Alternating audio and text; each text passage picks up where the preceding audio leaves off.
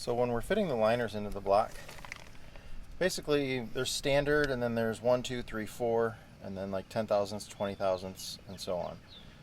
My block is a standard block. Everything that's in here right now are actually already taken to number 4. So there's nothing more that I can do other than send this block to a machine shop to have properly fitted liners. But the good thing for me is that they're still pretty snug. You don't ever want to force them in, but the fact that they kind of stay where they're at and just take some effort to come in and out, that's really good. I'm only expecting to get about 100,000 miles out of this rebuild on this, which is fine for me. I'm going to add a turbo to this, and when I do that, these engines are made where you can flip this cam around. The cam can come from here to back here where there's not one. And by doing that, I can put my head on backwards and have my exhaust be out here on the front side, which is how I can install a turbo on this engine, because there's no room on the back side to install a turbo. Okay. Also, the height of these get measured, and then we have a shim pack that goes in here. We have little tiny shims too. There's a certain height that they all need to be, and then the two next to each other can never be more than 2 thousandths different between them. So it's real critical when we're fitting the liners, and I pre-fit everything, each liner to each hole, ahead of time before I load the pistons and everything, so I already know my deck height. I know how the fit on the liner is, and so on. So number 3 is my loosest liner. It's going to have some hot spots on it, but I don't think I'll have a problem getting 100,000 miles. But we'll see. Some people will be naysayers no matter what you do. There's a right way and a wrong way, and I'm doing it the in-between way. But the next time it does get rebuilt, I will send the block out. I'm going to have to do an out-of-frame at that time anyways, and then I'll send it out and have everything bored perfectly straight. That is one of the problems too, is that the bottom half of the liner, the cylinder there, because it's opening where the air box is, the two sometimes don't line up right, and that's part of the thing of sending it out for the block to get done, is you can get those two holes completely realigned nice. But usually if you don't overheat them and stuff like that, it's not a problem. This engine runs cool. I never overheat it. I can't think of anything else to tell you right now, but so we're fitting liners today here. Most of them are already done, and you'll see once we get them loaded how fast it is to get things going. So there's 2 of them in. And, Tyler down there's got the drippy job. We're going to town. We've been about a half hour so far today. So now I have a 471 with a couple extra holes in it. It's getting there.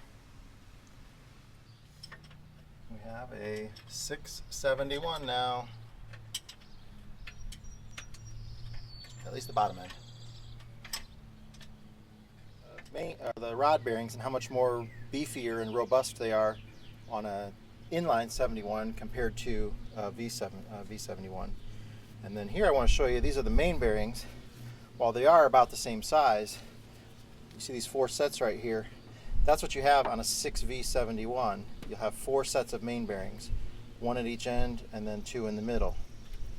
And then on the inline, because the crank is much longer, we have these extra 3 sets of main bearings. So instead of just 4 shell sets, there's 7 shell sets in a 671 versus 4 shell sets in a 6V71. Man, that's hard to say. It is.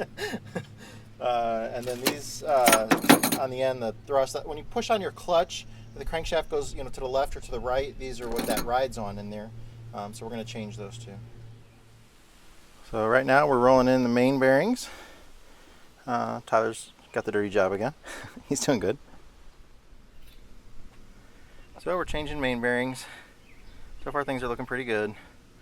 One discovery when I took down the oil pump is there's a crack here in this housing, and I've always had a problem when I get a gallon low on oil or close to the add mark of oil, my oil pressure would start fluctuating a lot. And my guess is that the add mark, that's in air then, and it was sucking air through there instead of the oil through the bottom. So we're going to drill that up and braze it. Should be good to go. Yes, it's here. Is that it? No, that's in the back. Oh, okay. I don't think my injectors are here.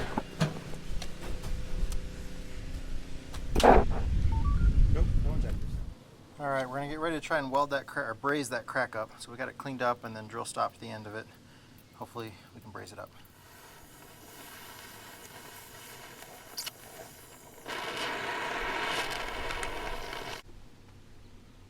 So there's my bearings. A couple of them look pretty crappy. That one's one of the worst. And that one is definitely the worst. The upper that goes with it wasn't really bad. That's the one that was next to the one where it bent the rod. So I probably should have changed those then. But the rest of them just look pretty standard wear, a couple little grooves here and there, but the crank looked fine. Again, I want to get about 100,000 miles out of this, and I don't think that's going to be an issue. Even this one, there's nothing on there that'll catch your fingernail or anything. It just looks really bad. So I'm here to visit a very, very important bus today. If any of you get a chance to go visit this bus, I highly recommend it, or one just like it. It's very, very important to do that. It's something that I try to do about 5 or 6 times a year. And let's see if this will let me. The important bus. There's actually 2 of them here. These are for the Indiana Blood Center, but you can do, you know, Red Cross or something. I happen to be O negative blood, and they really like it when we donate with that. And my wife came earlier today to donate. Like I said, we try to always do it every couple months.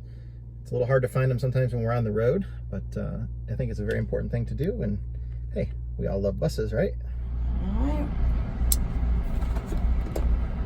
Personally, I just think this part hurts the worst. Everybody said this part hurts the worst. And I think it's not, because when I do it, like when I get my blood drawn, it's the aftermath. Like I do a lot of stuff with my fingers. So and I feel like it's a sting every time. So I tell everybody to donate blood? Yes. And you're professional on this. So you should donate blood at Indiana Blood Center Monday through Friday. Well, actually, no, Monday through Saturday. Yes. It's always a little tricky. Always a little tricky. And you want to record it, man? Make you get it right once.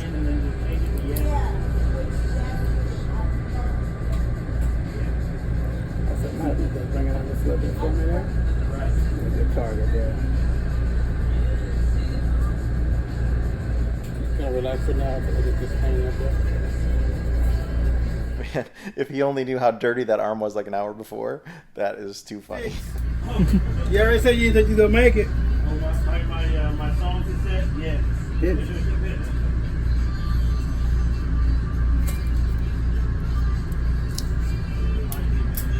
Look at you, first try. We'll squeeze every couple of seconds on my ass. Doing this for a long time. I worked it for 23 years. I started doing it when I was 18. I'm way over 50, so I ain't got it right back now. I probably should have quit long ago. With the amount of heat and stuff, whatever. All right, brother, you be done in about 5 minutes, all right? All right. Put the thing, looks good, turn it up. Squeeze there every couple of seconds for you. I do this a lot. Oh, yeah. All right, you all set? Thanks. All right. Well, I did my part to save a life today. I highly recommend that you guys do that as well. I think donating blood is something that's very important for people to do. As far as the bus goes today, the bottom end is all done. The oil pan's ready to go back on. I guess it's not really a big deal that my fuel injectors still haven't shown up yet, because the head that was supposed to be done yesterday from the machine shop is not. And they told me yesterday it'd be done today, so called them today. Now they tell me tomorrow. So I'm starting to not get very happy about that. I only got 1 extra day in my schedule. If they don't have it by then, I'm in big trouble. So not very happy with them at this very moment. They told me it'd be 2 to 3 days when I dropped it off first thing Thursday morning. So, you know, I would count Thursday as a day since it was their first thing in the morning, Thursday, Friday. They're closed Saturday, Sunday. So Monday would have been the 3rd day. Tuesday would have been 4th day. Wednesday is going to be the 5th day. And I need to be on the road by Friday. So, you know, it's not one thing, it's always another. But no red flags on anything. Everything looks real good. The crank looked great. Liners fit nice. Just that number 3 was a little bit loose, but I mean, it's not super loose. It'll be fine. It won't last a couple 100,000 miles, but I'll get 100,000 miles out of it. I'm pretty certain of that. And otherwise, we'll find out. But as soon as I get the head, it'll go back on and we'll have it running. I got a couple other little things to do still, but nothing major. Like, I got to put the fuel filters back on. I was thinking about upgrading to I have a Davco Fuel Pro 283, I think is what it is. I was going to maybe try to convert to that, but I might not do that. I might just put everything back on the way it was, and then I'll convert to that in the future. My clutch came in, so I got that, but I'm not going to do it now. So I'll carry it with me, and hopefully in another month or so I'll get that on there. Stay tuned for tomorrow.